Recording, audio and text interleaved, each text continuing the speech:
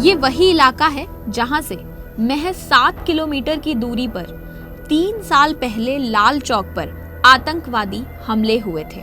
लेकिन अब तक हमने इस हमले से कुछ सबक नहीं लिया है।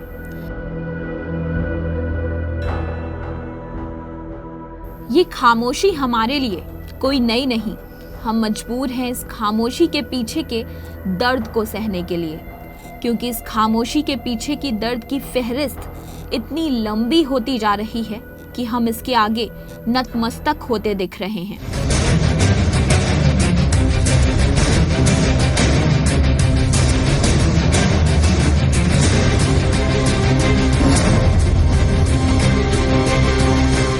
उन्नीस के मुंबई हमले से लेकर अब तक न जाने कितनी आतंकवादी घटनाएं हो चुकी हैं। हर बार हम आतंकवाद के शिकार होते हैं और कुछ दिन चीखने चिल्लाने के बाद हमारी जिंदगी फिर से पटरी पर लौट आती है।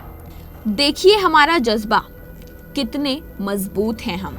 हमारी सरकार ने आतंकवाद को जड़ से मिटाने की कई बार कस्में खाई। We are not prepared to countenance a situation in which the safety and security of our citizens can be violated with impunity by terrorists. और फिर तब तक भूल जाते हैं जब तक कोई दूसरा आतंकवादी हमला ना हो।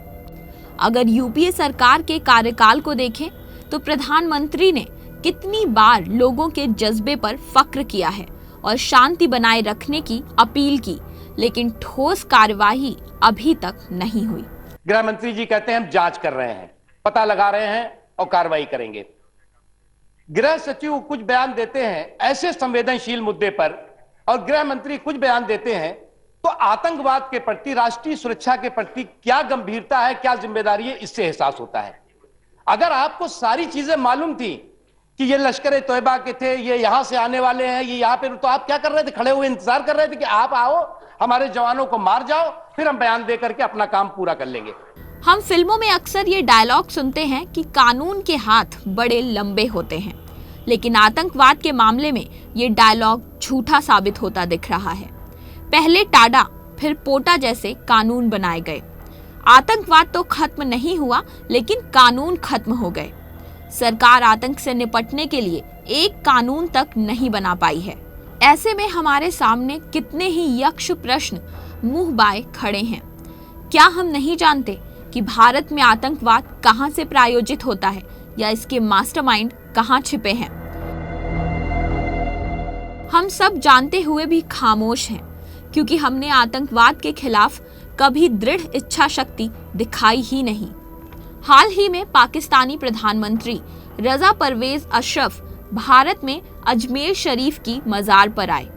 इनकी आवभगत हमारे विदेश मंत्री सलमान खुर्शीद ने बड़े जोर शोर से की और भोज भी दिया, लेकिन भारत की समस्याओं से अवगत कराना जरूरी नहीं समझा। कहा अभी इसके लिए उपयुक्त समय नहीं है।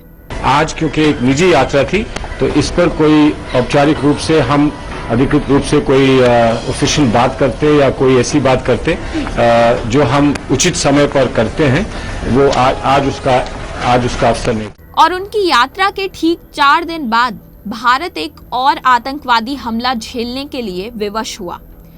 मैं सलाम करती हूँ यहाँ खड़े होकर अजमेर शरीफ के दरगाह के दीवान साहब का, जिन्होंने पूरे हिंदुस्तान की जनभावनाओं को समझा और उनके आने का विरोध किया और अपना विरोध सार्वजनिक तौर पर दर्ज कराया। लेकिन सरकार को उस तरह का विरोध जताने की भी कोई बात नहीं आई। स्वयं विदेश मंत्री गए, उन्होंने उनको बोझ दिया।